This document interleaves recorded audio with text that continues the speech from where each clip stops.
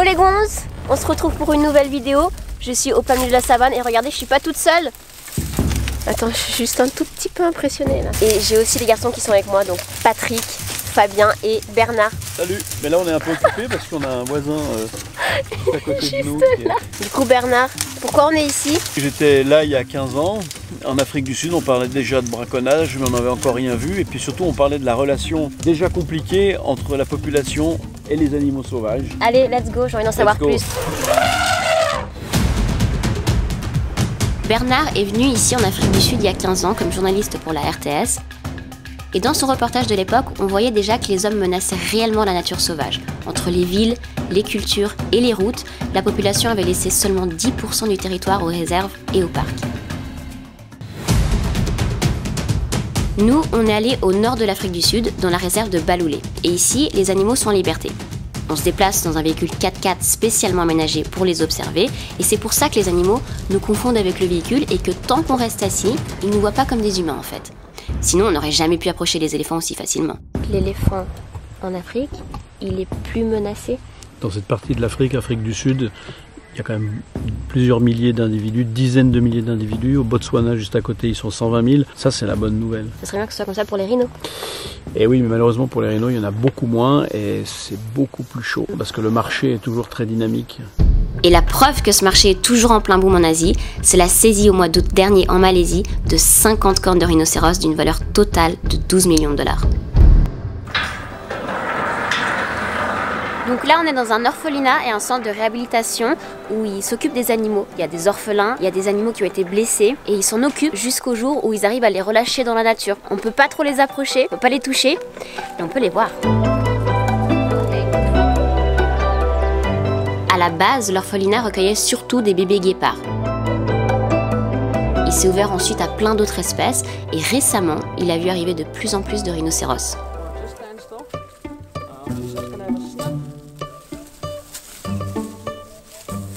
Alors ça, c'est Esme. C'est un petit rhino de 1 an, 1 year old, right? Yes, almost 1 year old, yes. Il s'occupe d'elle parce qu'en fait, sa maman a arrêté de l'allaiter. Elle est juste à côté de nous, mais je peux pas la toucher. C'est très tentant, hein, parce qu'elle est vraiment trop chou. Mais je peux pas la toucher parce qu'après, ils vont la remettre dans la nature.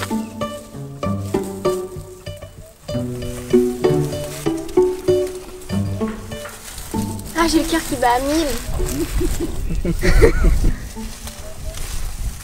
Et on lui a demandé qu'est-ce qu'il fait ce mouton à côté du rhino. Il a dit ah non, ah s'il vous plaît, c'est pas un mouton, c'est un rhino. Voilà, parce qu'en fait elle se prend vraiment pour un rhinocéros, elle a les comportements d'un rhino, etc. Ça sert de mère de substitution. Mais il y a des cas beaucoup plus tragiques et l'orphelinat recueille de plus en plus de rhinos orphelins et surtout victimes de braconnage. Donc là, on est avec 4 rhinos plus âgés, c'est des adolescents. Il y en a 2 qui sont orphelins et il y en a 2 qui ont été braconnés. Et c'est des survivants en fait, et ils s'occupent d'eux ici. Il y en a un juste ici, ils ont dû lui faire 40 opérations à la corne pour qu'elle retourne plus ou moins comme avant. En fait, les braconniers ont des fusils qui font beaucoup trop de bruit et ils se font repérer facilement. Du coup, ils ont carrément changé de tactique. Ouais, en fait, ce qui se passe, c'est que maintenant, les braconniers, ils utilisent des tranquillisants.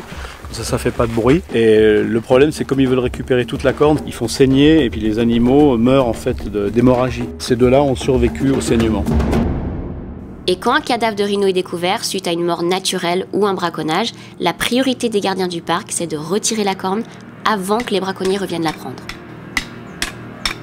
Les rangers prélèvent immédiatement les 2 cornes de l'animal. Sur le marché asiatique, la corne de rhino s'échange à 15 000 francs le kilo. À ce prix-là, les braconniers sont encore prêts à prendre tous les risques. Et aujourd'hui, le kilo de corne vaut 4 fois plus. Et à ce prix-là, franchement, ça explique pourquoi les rhinos sont de plus en plus rares. Ici, en Afrique du Sud, il y a 2 types de rhinos. Le noir, le plus menacé, et le blanc. En 10 ans, plus de 7000 rhinos ont été tués en Afrique du Sud. Si on fait le calcul, ça fait 2 par jour. Et aujourd'hui, il en reste à peine 20 000. Oh, here we've got some rhino tracks. Actually, I thought it was a calf, but it's actually a sub-adult. Ça, c'est Léonie. C'est la vétérinaire qui surveille les rhinos qui vivent dans la réserve. Elle les repère à leurs traces et à leurs excréments. Leur caca, quoi. Ça pue pas en fait. Hein.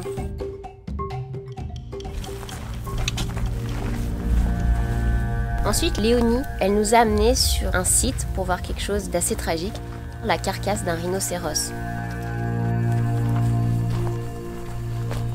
Moi, je m'attendais à voir un corps en entier, donc la carcasse d'un corps d'un rhinocéros. Et un rhinocéros, c'est gros. Et en fait, quand on est arrivé sur place, on a vu qu'il restait plus que le crâne. Donc un animal de 3 tonnes, une semaine il en reste ça, t'imagines? Les parties du corps ont déjà été dispersées partout Par les animaux. par la bolivienne. Hein.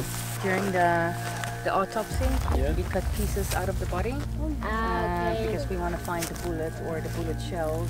And did you find the bullet entry? Yeah, usually it's with three Okay. shots. When you know It's done. it's done, yeah. C'est quand même fou de se dire que le rhino, c'est le deuxième mammifère terrestre le plus grand. Son seul prédateur, c'est l'être humain. Pourquoi? Pour sa corne. Et une corne de rhinocéros, ça coûte très très cher, plus que de l'or. On fait de la poudre avec de la corne de rhinocéros, on en fait des médicaments et on va les vendre surtout en Asie. Mais scientifiquement, ça fait absolument rien. La corne de rhinocéros, c'est comme un ongle. Donc c'est comme si, limite, on me tuait pour récupérer mes ongles et dire que ces ongles guérissaient du cancer. J'étais en train de demander qu'est-ce qu'on faisait de la poudre de corne de rhinocéros parce que j'avais entendu dire en Chine on vendait ça pour son pouvoir aphrodisiaque. So that's not true. No, that's something that came from the Western idea that it's been used for that, but it's mostly used for in traditional medicine, at least for cancer, hangover, epilepsy. But aphrodisiac was never specifically mentioned as something that it was used for.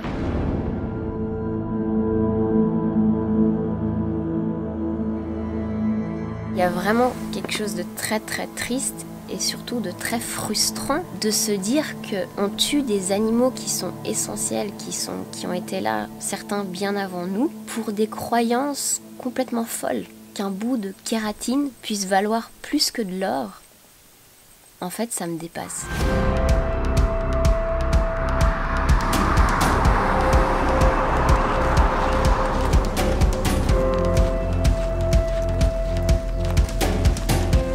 Alors là, je suis avec Colette. Hi Colette. Et Shadou. Hi Shadou. Hi. En fait, elles font partie des Black Mambas, une association anti-braconnage composée que de femmes. Donc ça, je trouve ça plutôt cool. Et donc, on est en train de faire la patrouille du matin. Ici à Baloulé, les Black Mambas contrôlent le grillage électrifié 2 fois par jour. C'est un grillage qui empêche les braconniers d'entrer, mais aussi les animaux de sortir. Parce que une fois dehors, ils peuvent détruire les cultures des habitants. Ça arrive souvent que les Black Mambas trouvent du fil de fer caché dans les buissons. En fait, c'est ce qu'utilisent les habitants du coin pour faire des pièges. Et avec ça, ils capturent des antilopes pour leur viande. En discutant avec les Mambas, j'ai appris qu'en tout elles étaient 36. Toutes recrutées dans les communautés qui vivent de l'autre côté de la réserve, donc en général des communautés défavorisées. Ici, elles gagnent environ 250 € par mois, ce qui est franchement pas mal pour le pays.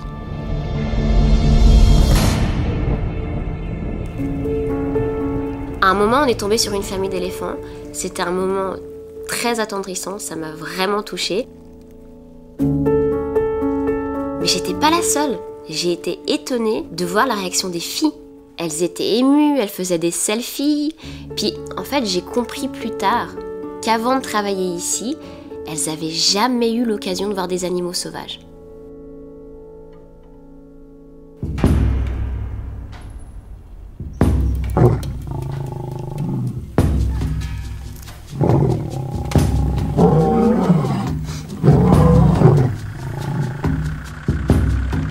En général, c'est le soir que les braconniers s'infilent dans la réserve, justement parce que c'est plus facile pour eux de se cacher et de chasser les rhinos. Moi, je fais comme ça les braconniers, ils ont peur. Elle veut voir l'état de la ligne. Non, mais moi, je veux faire peur aux braconniers. Et s'ils savaient que c'était moi, en plus, ils auraient doublement peur. C'est-à-dire que c'est nous qui sommes en charge de la sécurité de cette réserve ce soir. Ça fait peur. Mais arrête de dire des trucs comme ça. Si quelqu'un coupe la barrière électrifiée, il y a une alarme qui va sonner au quartier général des Mambas. Mais on s'est rendu compte que c'est pas si difficile que ça de rentrer dans le parc. if you take a wood, you can push this up, so then one man can easily go there. Yes. Yeah. You can be able to move this thing up and then you go inside. Faut savoir que c'est quand même hyper dangereux. Puis il y a tellement d'argent en jeu que les braconniers, ils ont peur de rien et ils hésitent pas à tirer sur les gardes. Et étonnamment, les Black Mambas, elles ont décidé par principe de pas porter d'armes. We're no threat to the poachers. If like we had guns, they would have shot us or killed us. It's scary sometimes, but it's for the safety of ours. Là, on est dans le campement des Protrac. C'est en fait le backup des Black Mambas. Vu qu'elles n'ont pas d'armes, elles portent pas d'armes avec elles, et bien s'il y a un souci ou quoi, c'est eux qu'elles appellent. Et c'est d'ailleurs eux qui les ont formés. Contrairement aux Mambas, les Protrac, ils vivent cachés au milieu de la réserve, ils ont des armes, et en cas de problème, ils peuvent être sur place en 10 minutes. Protrac et les Black Mambas, déjà ils ont des armes, ils font partie de l'armée, ils font partie de la police. C'est une société privée qui est payée par des tas de donateurs, dont les parcs, qui payent pour défendre les animaux contre les braconniers. Est-ce que depuis qu'ils sont là, ça a changé quelque chose? Oui, ça marche bien parce que depuis qu'ils ont renforcé leur présence ici, cette année par exemple, il n'y a qu'un rhinocéros qui a été tué dans cette partie de la réserve, alors que l'année dernière c'était 17. Aujourd'hui, pour défendre des rhinocéros dont la corne vaut 50 000 € le kilo, il faut malheureusement renforcer les moyens militaires. C'est une guerre en fait, c'est une guerre entre armées. Tu as l'armée des braconniers contre les armées privées, des gens qui cherchent à défendre leurs animaux sauvages.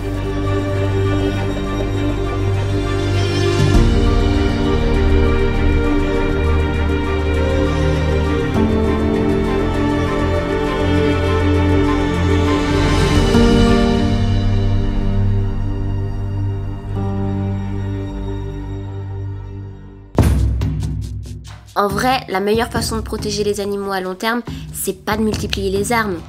La solution, elle se trouve chez les gens qui vivent à côté de la réserve. J'ai rencontré Lee Wayne, un personnage assez extraordinaire.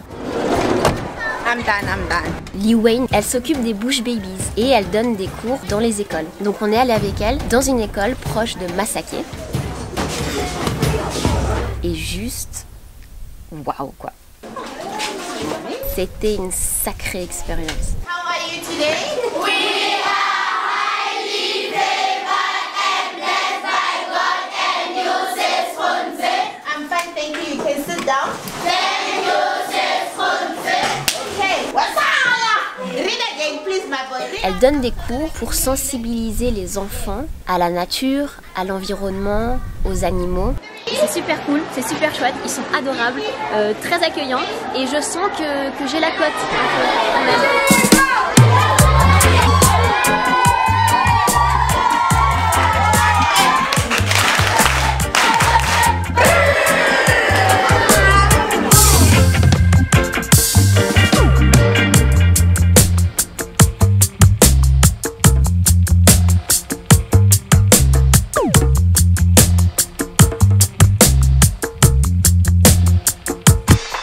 Ils ont quand même une vie quotidienne très difficile et ils savent pas énormément de choses sur les animaux, donc ils n'ont pas toutes ces connaissances. Certains n'ont jamais vu de girafe, jamais vu d'éléphant. Ils en ont même peur en fait. And do you sometimes bring them into the Into the park, yes. So in the class we're basically doing theory and in the park we're doing practicals. So they can see animals that are staying in the river like crocodiles or hippos. Donc Lee Wayne, elle essaie de les sensibiliser pour leur faire voir enfin pour de vrai les animaux, pour se rendre compte qu'ils sont pas dangereux, qu'ils sont pas méchants et que c'est bien qu'ils soient là pour que éventuellement ils rentrent chez eux et ils disent à leurs proches il faut pas les tuer. Donc là Lee Wayne, elle est en train de nous expliquer que ces enfants, ils viennent de communautés très pauvres, ça pourrait même être des communautés d'où viennent les braconniers en fait. Elle m'expliquait même que certains d'entre eux, à 8, 9 ans, buvaient déjà, fumaient, se droguaient et étaient même malades. Certains, à leur âge, sont déjà porteurs du virus du sida. Pour mieux comprendre, on est allé discuter avec des habitants d'un quartier proche de l'école et je me suis rendu compte que de 1, il n'y avait pas de travail et de 2, qu'ils bénéficiaient que très rarement de l'argent du tourisme. Du coup, ils peuvent être tentés par l'argent que leur offrent les braconniers. Et en fait, c'est là, en discutant avec ces personnes, avec Lee Wayne, etc., que je me suis rendu compte que le problème, il était bien plus profond. On entre dans le problème social. Là on est en fait chez une des Black Mambas pour voir un petit peu où elle vit, etc. Elle nous explique aussi un peu le danger de faire partie des Black Mambas quand on vient d'une communauté comme celle-ci. D'ailleurs ici personne ne sait qu'elle fait partie des Black Mambas. They don't wear their camouflage uniform for safety reasons. Because if people here, if they see that, oh, Tato works with that uniform, should anything happen, then it's Tato's team. Do you know, I mean, if there is any people related to poaching in this area? Ash, I can't answer that. I'm not sure. I don't know about that. The only way to find them is like us in there. One mistake we catch them. Besides that, I can't know.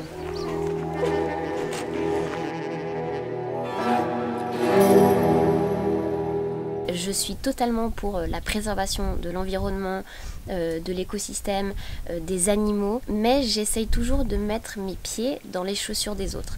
Si j'étais née ici, si j'étais très très pauvre et que quelqu'un venait vers moi et me disait écoute, si tu vas dans cette réserve, si tu me donnes ces informations, si tu vas braconner un rhino, je m'occupe de tes enfants, je fais en sorte que tes enfants aillent à l'école, soient pris en charge, etc. Qu'est-ce que je ferais? Une corne de rhino, mes 6 enfants.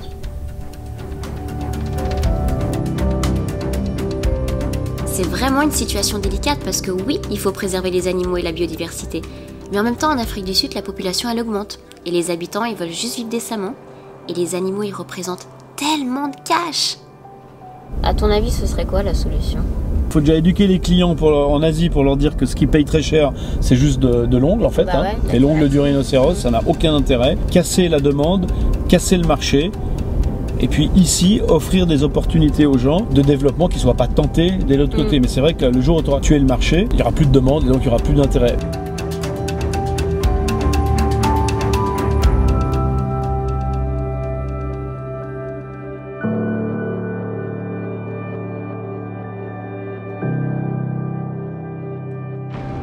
Voilà les gonds, je suis de retour, même si honnêtement je serais bien restée plus longtemps avec les animaux, on va pas se mentir.